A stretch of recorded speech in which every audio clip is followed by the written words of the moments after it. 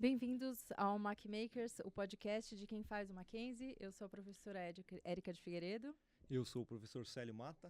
Se você é mackenzista e quer conhecer as conquistas e curiosidades de tudo que acontece na Universidade Presbiteriana Mackenzie, fique de olho no nosso podcast. Se você ainda não estuda aqui, é um ótimo momento para começar a seguir a gente. Então, o nosso entrevistado de hoje é o professor Jean-Pierre Roland, que é coordenador do CRAM, que é o Centro de Radioastronomia e Astrofísica do Mackenzie. O professor é docente no programa de pós-graduação em Engenharia Elétrica e Computação. Ele atua em física solar, radioastronomia, ionosfera e clima espacial. Ele representa o CRAM em redes e colaborações internacionais. É autor de mais de 100 publicações em temas como fulgurações solares, propagação VLF e clima espacial. Professor, seja muito bem-vindo. Obrigado. Bem-vindo, professor. Nós gostaríamos de conhecer, então, um pouquinho da história do CRAM, como ele surgiu, quando o senhor começou a fazer as pesquisas. O CRAM surgiu como GRAM, GRAM, Grupo de Radioastronomia Mackenzie, uma formação de amadores de astronomia, junto com estudantes da universidade e radiotécnicos. Tá?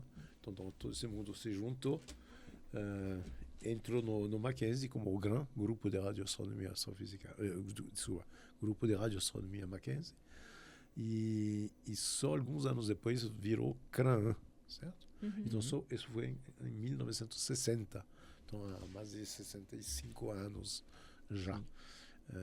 Então, é um grupo pioneiro no país. E algumas datas chaves, por exemplo, 1962, quando então ainda GRAM conquistou seu primeiro financiamento de projeto científico com a FAPESP. Legal. E se a gente lembra que a FAPESP foi criada no fim do ano 60, Isso. só começou a atuar em 1962, então a gente pode dizer que o GRAM, na época, conquistou um dos primeiros financiamentos liberados pela FAPESP. Então acho que isso é muito importante. Sim. Tinha equipamentos no Parque do Ibirapuera, que depois virou para Umuarama, num local onde o Mackenzie tem espaço e terra lá. E outra data importante é 1968, 1969, quando o CNPq reconheceu o CRAM, como centro de excelência, e isso deu ao grupo suas, vamos dizer, credenciais junto ao Ministério de Educação. Passou um ano e foi criado o primeiro programa de pós-graduação na área astrofísica, e é o primeiro no Brasil, certo? O INPE, que na época chamava-se de CNAE, Conselho Nacional de Atividades Espaciais, ele começou sua pós-graduação também no 68, porém na área de sensoriamento remoto. Entendeu? Então isso foi um grande marco, 69, quando foi aberta essa primeira pós-graduação no país. Tá? O primeiro mestrado também na área no país foi em 73, 75, aqui na universidade. Tá? Então o grupo realiza pesquisas desde a física solar, são os fenômenos lá na origem, no próprio Sol.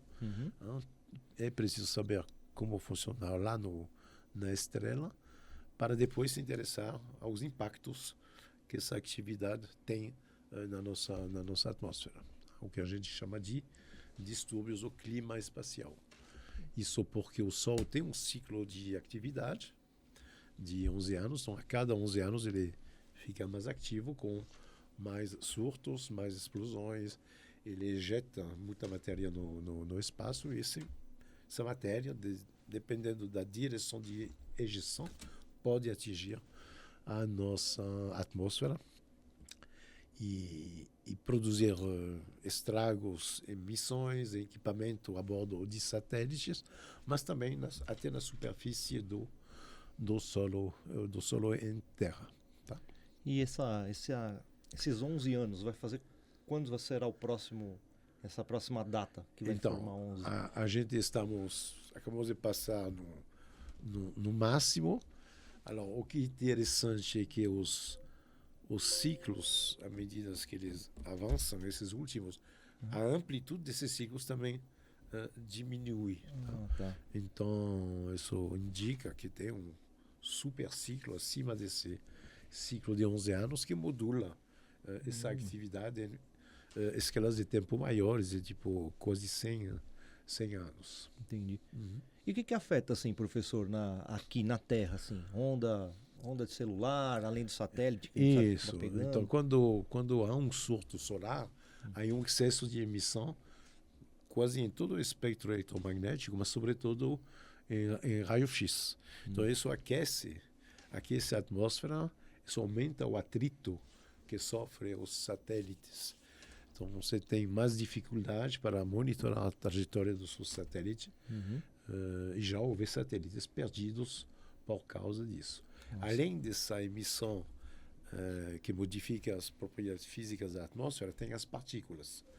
Então, são partículas extremamente energéticas, carregadas. Só para dar uma ideia, o impacto de uma partícula que vem do espaço externo, das mais energéticas, ela tem o mesmo impulso que a mesma energia que um tijolo de 2 quilogramas que você deixa cair de 1 metro de altura. Nossa. Tudo isso concentrado no tamanho de um próton, são prótons. Nossa. Então isso afeta a eletrônica a bordo de satélites. Depois da nossa Terra, você sabe que a nossa Terra ela é protegida por um campo magnético um pouco assim. Mas pela presença do Sol, que não somos sozinhos no meio interplanetário, portanto, pela presença do Sol, esse escudo que a princípio nos protege, porque as partículas não podem entrar diretamente, esse escudo que deveria ser bem simétrico, como que estou mostrando aqui, na verdade ele está alongado pelo fato de ter constantemente um vento solar que está sempre presente, tá? Então, esse vento solar, ele atua com o nosso campo magnético, o deforma e isso se propaga até a superfície da Terra. Então, quando tem grandes eventos solares, você pode ter na superfície da Terra lugares onde tem grandes diferenças de potenciais que só precisa de um condutor para propagar uma corrente elétrica. Nossa. Então, às vezes, os cabos de transmissão de energia, telecomunicação, tudo isso é afetado, cria tensões e grandes apagões, como ocorreu em março de 89, quando houve uma grande explosão, seguiu uma massa que veio. Então, a explosão, o efeito é 10 minutos até chegar na Terra. Agora, essa massa leva 2 a 3 dias para chegar. Quando chega, impacta no nosso escudo. E em março de 89, por exemplo, houve um apagão enorme que cobriu quase toda a parte do Quebec e ao norte dos Estados Unidos. Nossa. Puxa vida. Eu acho que deve ser difícil projetar, né, os equipamentos que vão estar em contato com essa onda, que nem os satélites. Você vai ter que imaginar, ó, daqui a 11 anos vai vir um evento. Como que dá para simular isso? Ó? Porque a gente pensa daqui de baixo é meio difícil, né? Então, é por isso que você cria centros de previsões. Né?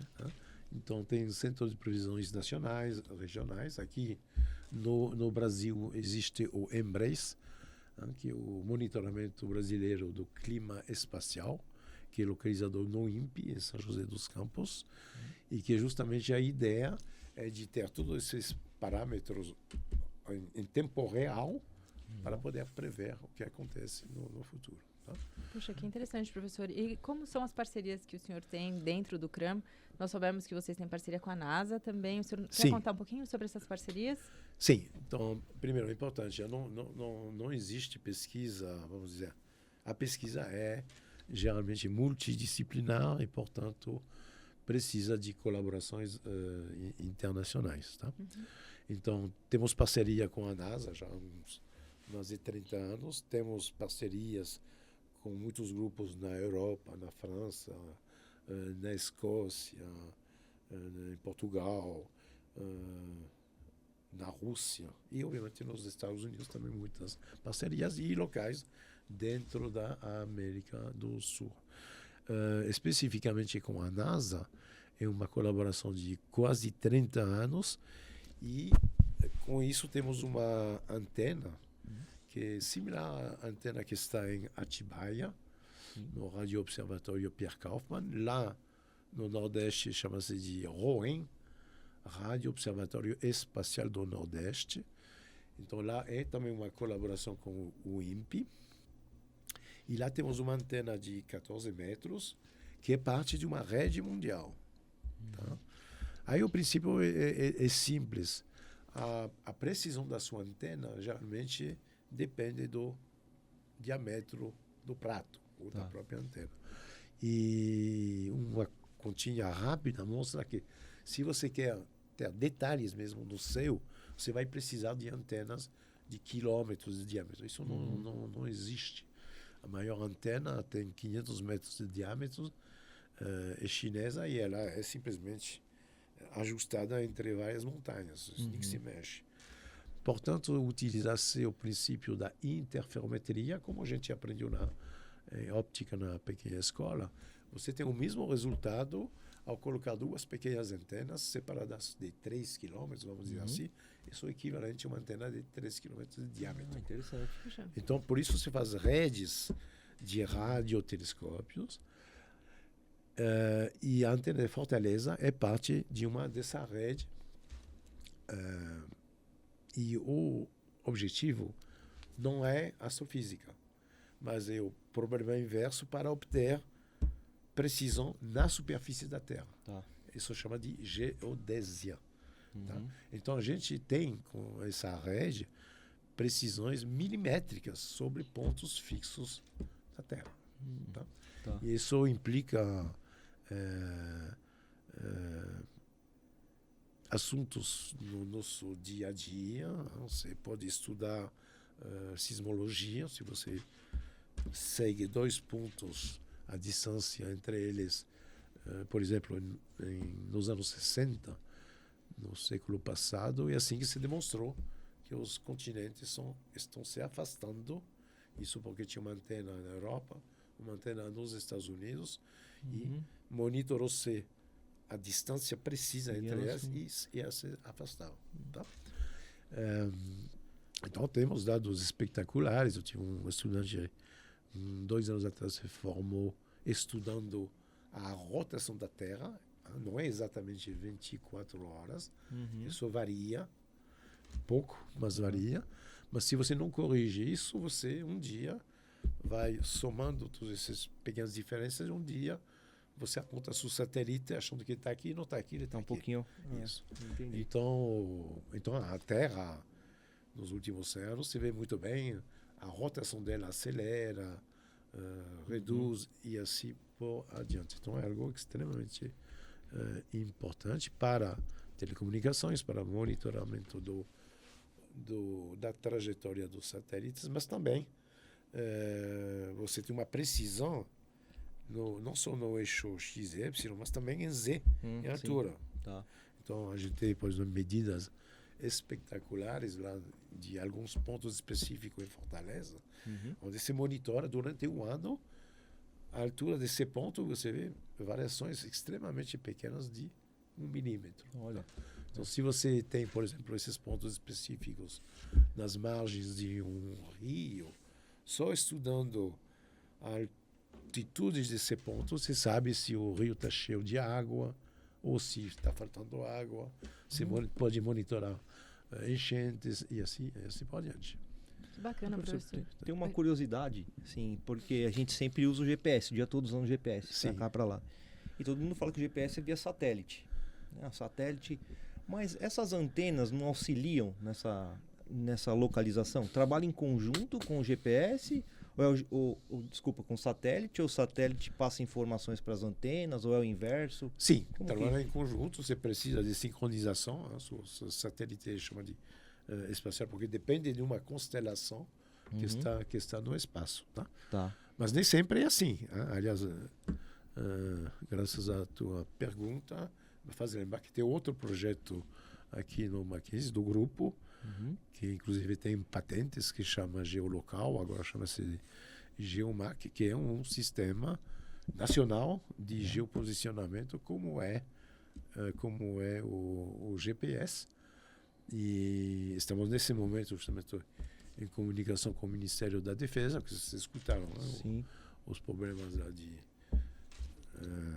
altas taxas lá com os Estados Unidos fazem com que é importante fazer o máximo possível para ter um sistema local, nacional, independente, e isso chama-se de GeoMac. Então aqui em vez de ter constelações de satélites, são Terrestres. Por antena, exatamente. Legal. Então, você tem um alvo, você tem o que seria a constelação de satélites, são transmissores no solo e receptores, e você tem uma repetidora aqui, e você acha a posição dos pontos. Então isso serve, pode servir só para militar, como aliás sempre foi os sistemas, né? Os colunas, GPS, tudo isso começou por aplicações militares, depois civil, mas pode servir para ter precisão onde não tem o sistema de GPS muito aferido. Por exemplo, na Antártica, temos experimentos também na Antártica. Altas latitudes, o GPS tem geralmente alguns problemas. Então, estamos já um primeiro protótipo do GeoMac foi realizado, então estamos agora conversando com o Ministério da Defesa para tentar ampliar isso. Vai dar Puxa, certo. que bacana, professora. E qual outro trabalho, pesquisa que vocês se orgulham muito lá no CRAM? Então, como eu te falei, a física solar tem uma parte também que é muito desenvolvimento instrumental. Tá? Só para te dar uma ideia, o grupo é pequeno, começa por aí, tem provavelmente mais de 2 grandes projetos por pesquisador envolvido, e somos 5 pesquisadores, e tem 5 engenheiros e 5 técnicos. Então, isso porque a gente faz muito desenvolvimento dos nossos próprios instrumentos. Tá? E a filosofia do CRAM, eu esqueci de lembrar, mas o CRAM foi fundado pelo professor Pierre Kaufmann, que nos deixou em 2017. A filosofia que segue até hoje é de estar sempre na borda do conhecimento numa certa época. Então, por exemplo, em Atibaia, nos anos 80, o CRAN já observava com a grande antena, que eu vou falar daqui a pouco, fazia observações solares em onda milimétrica, até 100 GHz. Na época era uma heresia. Toda a comunidade trabalhava em micro-ondas e, veja lá, senão ondas métricas. Tá? Mas o CRAN, e isso permite, obviamente, se você trabalha na fronteira do que é desenvolvido tecnologicamente nessa época, você vai chegar a perguntas científicas, você não sabe responder. Aí você puxa mais desenvolvimento tecnológico de ponta. E assim vai. Tá? Então, no fim dos anos 90, quando a gente começou a fazer observações submilimétricas, a comunidade ainda só estava apenas em ondas milimétricas. Nossa. Então, as áreas física solar, relações sol-terra, relações sol-terra, física da ionosfera, geodésia, com essa antena de Fortaleza. A professora Eliana fez não está aqui, mas ela tem uma área também que é a búsqueda por exoplanetas, né, se existe vida ou condições de vida lá fora. Então, a produção do grupo é muito grande. Né? Para te responder, em 2015, por exemplo, o Itamaraty nos convidou para fazer uma palestra plenária nas Nações Unidas, na ONU, em Viena. Então, realizamos isso em 2015. Era uma pesquisa que achou uma associação entre atividade sísmica no Peru. Nós temos uma grande conexão com o Peru, temos muitos estudantes do Peru, atividade sísmica de terremotos no Peru e o comportamento de animais no Parque Nacional e, ao mesmo tempo, o que acontece na nossa ionosfera. Então, isso foi um trabalho extremamente importante. E, como consequência, a gente foi lá para Viena fazer uma palestra plenária na sede das Nações Unidas. Puxa, que legal, professor. E como algum aluno entra no CRAM para estudar? Ele tem que ter feito física, ele tem que ter feito engenharia elétrica? Física, engenharia, tem muita engenharia. Então, geralmente, a gente recebe eles nos primeiros semestres. Então, primeiro eles começam a ver o que nós estamos fazendo, como estamos fazendo. E já a partir do segundo semestre, a gente já pode oferecer para ele uma bolsa de iniciação científica. Legal. Então, e depois de um certo tempo, quando o aluno se gradua, ele já entra no mestrado e assim pode. Segue a carreira acadêmica. O que nós fizemos depois no Peru, que temos também redes regionais que envolvem instrumentação na Argentina, no Peru, no México. Quando instalamos isso em 2006, se não me engano, 2006, quem cuidava do equipamento localmente são os estudantes. Então a gente ia, construía o instrumento, deixava lá, o estudante local mantinha o instrumento, cuidava dos dados, se interessou e então temos um fluxo contínuo de estudantes, por exemplo, do Peru, mas não só do Peru, também da Europa, de Portugal. O meu penúltimo estudante de doutorado era um antigo engenheiro eletrônico. Ele se doutorou aos 79 anos. Nossa, que legal. E tem uma história espetacular que ele publicou, inclusive, acho que no Jornal do Piauí. É alguém que nunca teve tempo de fazer a pós-graduação, porque ele foi enrolado para Portugal, fazer umas guerras locais na África. E meados dos anos 2010, ele tinha uma grande conexão com um grupo onde estudei na França. E então encontrou uma brasileira, se casou com uma brasileira, e em 2015 quis fazer um doutorado. Então entrou em contato conosco, veio aqui no Brasil, fez o doutorado. É realmente uma história muito, muito bacana.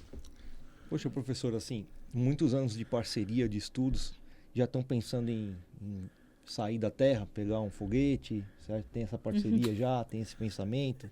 Então, como é que ficou essa questão? Tivemos alguns experimentos em balões estratosféricos, que eram uma colaboração com Berkeley. Então, Berkeley tinha um instrumento em balão e tinha lá para a estrutura do balão tem o que chama de boom. Sim. E a gente colocou o nosso instrumento que chamava Solar-T bem no fim do boom. Isso voou em 2016. Tá? Legal. E agora está previsto, o Carlos Guilherme Gimenez de Castro, no nosso grupo, está atuando nisso para fazer outro experimento também com um balão com Berkeley. E temos essa colaboração com os russos, com o Lebedev Physical Institute, LPI, da Academia das Ciências da Rússia, para colocar um espectrômetro lá na estação espacial, que irá trabalhar nas mesmas frequências e um pouco mais com respeito ao que a gente observa na Terra. Então, será bem complementar e, a princípio, esse instrumento deveria, daqui a 2 anos, já viajar para lá. Que ótimo. Tá? Então, são sempre trabalhos em colaboração com a NASA, eu já comentei, mas de 30 anos. E, localmente, aqui, com o INPE, uma grande colaboração com o INPE, tanto em Fortaleza, porque o CRAN saiu do Mackenzie em 1977. Tá? Então, nesse ano, 77, houve um período meio opaco de 2 a 3 anos até o CRAN ir para o INPE. Tá? E, aliás, por essa razão que o INPE teve as suas primeiras atividades de pós-graduação em radioastronomia, porque o CRAN foi lotado na época no INPE. Então, houve um período de quase 20 anos, até 99, mas o Pierre era bastante bem independente. Então, mesmo dentro do INPE, a gente tinha uma estrutura, um consórcio chamado de CRAE, Centro de Radioastronomia e Aplicações Espaciais. Então, envolvia não só o Mackenzie e o INPE, mas também a Unicamp e a USP.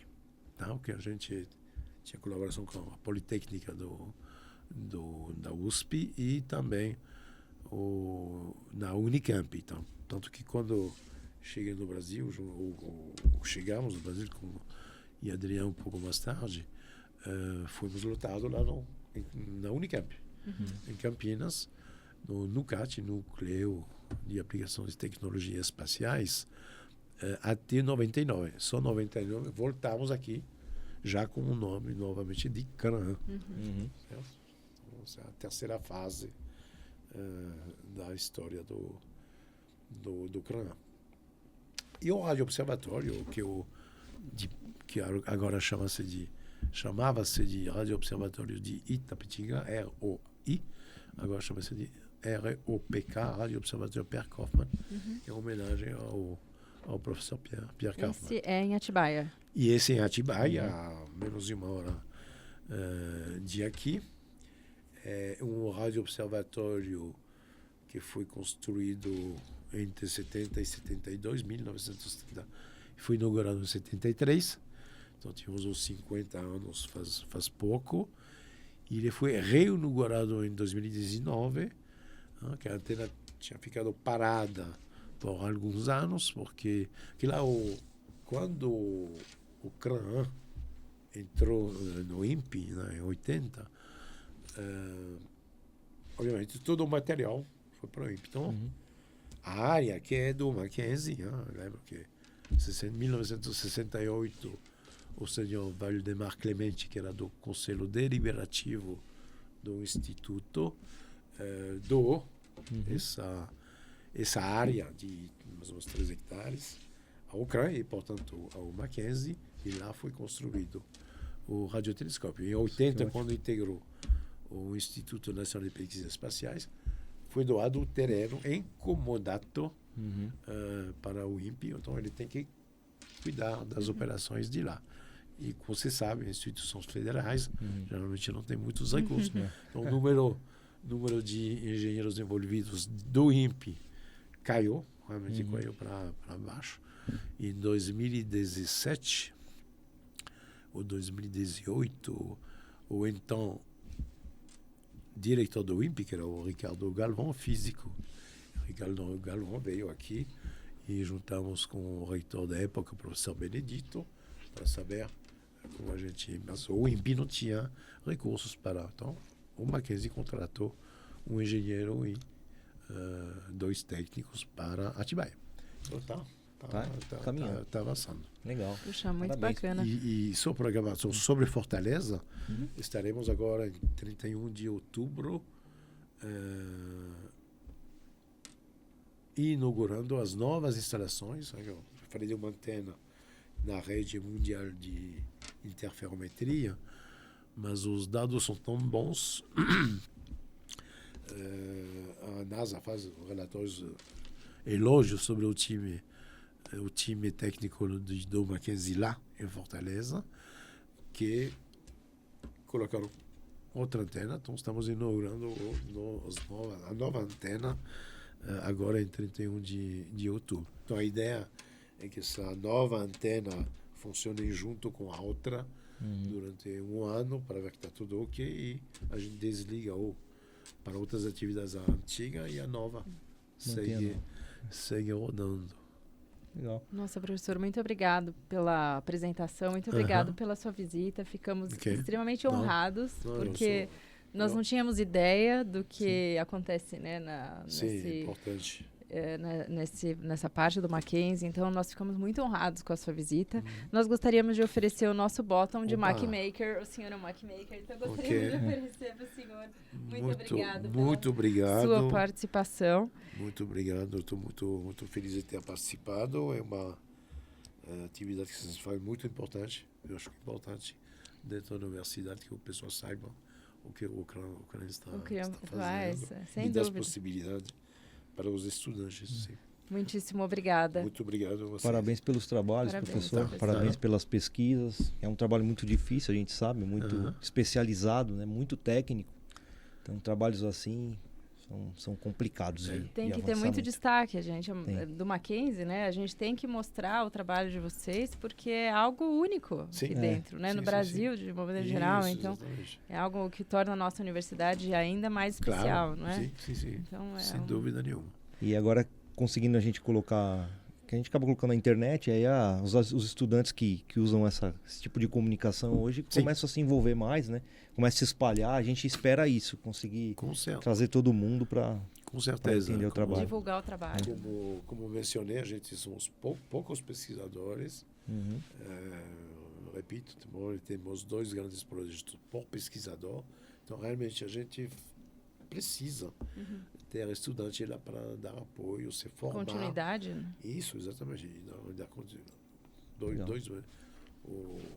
O último integrante do CRAN se formou aqui, engenheiro na universidade. Muito bacana, professor. Muito obrigada. Não, eu que obrigado. agradeço. Então, continue seguindo a gente por aqui. Semana que vem nós temos uma outra professora da arquitetura, a professora Fanny, que vai fazer parte do nosso podcast. E quando comecem a seguir a gente, se você ainda não é aluno, você vai ver que tem muita coisa legal acontecendo aqui no Mackenzie. Turma, até mais. Tchau, pessoal. Até semana que vem. Até.